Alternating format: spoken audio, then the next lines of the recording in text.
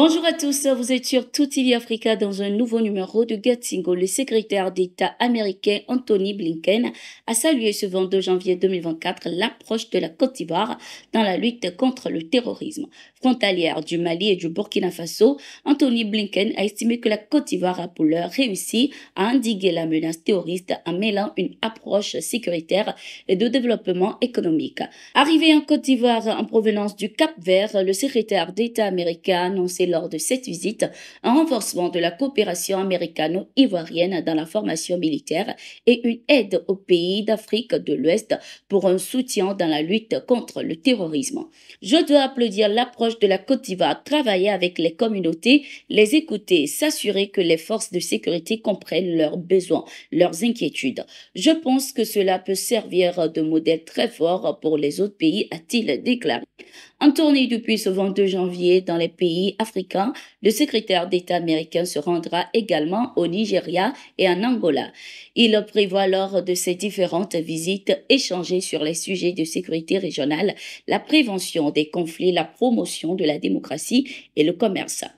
Les journalistes Loïc Lawson et Anani Sossou ont été espionnés via un logiciel Pegasus. C'est ce qu'a révélé Reporters sans frontières qui estime qu'au moins 23 intrusions par le logiciel Pegasus ont été constatées sur le téléphone de Loïc Lawson, le directeur de publication du Flambeau des démocrates au cours du premier semestre de l'année 2021 et pour Anani Sossou quelques mois plus tard. Poursuivi depuis 2023 pour diffamation, atteinte à l'honneur et incitation à la révolte par le ministre togolais de l'Urbanisme, de l'Habitat et de la Réforme foncière, Kodio Adézé, Reporters sans frontières a indiqué que ces deux journalistes étaient dans les collimateurs des autorités togolaises avant le début de cette affaire. C'est en enquêtant sur les circonstances de cette arrestation complètement arbitraire et des accusations portées contre ces journalistes que nous avons découvert qu'ils étaient en réalité dans le collimateur des autorités togolaises de longue date, comme le montre le cyber-espionnage industriel auquel Loïc Lawson a été soumis en 2021. Jusqu'à ce que le scandale Pegasus éclate en juillet de cette année-là et éclabousse le Togo, les intrusions sur son portable ont eu lieu à une cadence ahurissante, jusqu'à plusieurs fois par semaine pendant 6 mois, permettant aux auteurs de cette opération d'avoir accès à l'ensemble des données du journaliste. Il s'agit des premiers cas avérés de journalistes ciblés par un logiciel d'espionnage dans ce pays.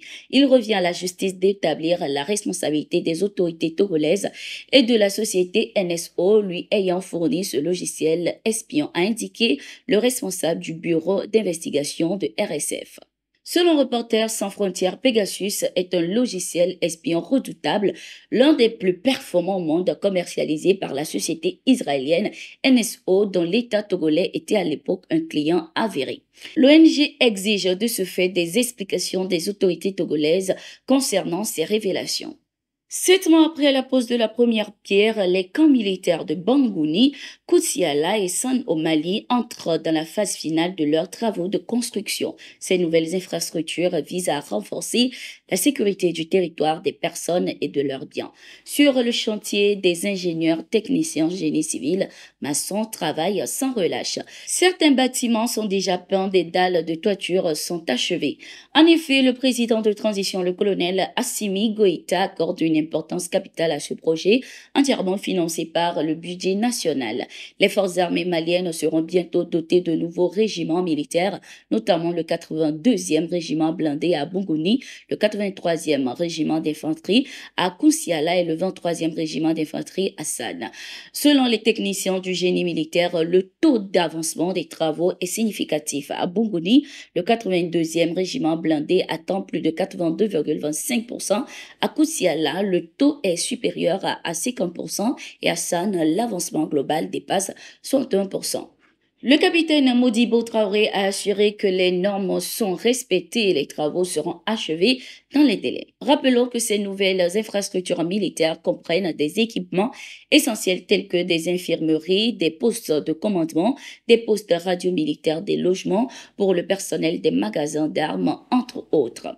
Le ministre en charge de l'administration territoriale, Émile Zerbo, a rencontré les gouverneurs des régions à défis sécuritaires et les responsables de sécurité intérieure du Burkina Faso ce 23 janvier 2024 à Ouagadougou. Des instructions ont été données aux gouverneurs de tout faire pour que les chefs de circonscription administrative rejoignent leur poste sans délai.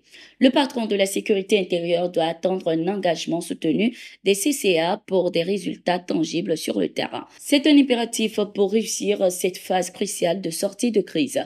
Il importe de préciser que les difficultés auxquelles nous sommes confrontés aujourd'hui ne doivent point altérer votre détermination à assurer avec efficacité et dans la résilience la mission de reconstruction de notre pays qui a été durement éprouvée dans tous ses segments, a déclaré le ministre en charge de l'administration territoriale.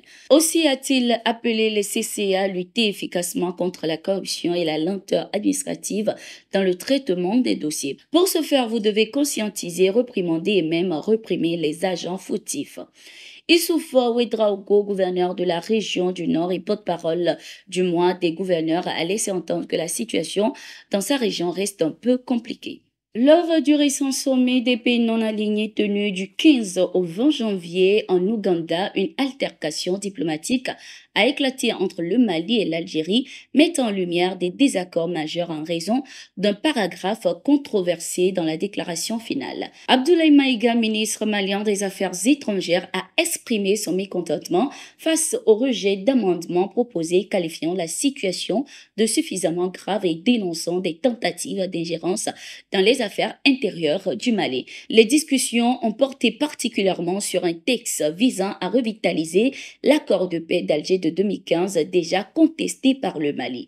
Le ministre malien a souligné à cet effet la volonté de son pays de privilégier un dialogue direct intermalien pour résoudre les conflits internes. Cependant, l'Algérie, de son côté, a démenti toute initiative visant à imposer un agenda et a précisé que le langage adopté dans le document final était conforme aux positions du mouvement des non-alignés depuis une réunion antérieure. Des reproches réciproques entre le Mali et l'Algérie ont précédemment conduit à la convocation des ambassadeurs de chaque pays il y a quelques semaines.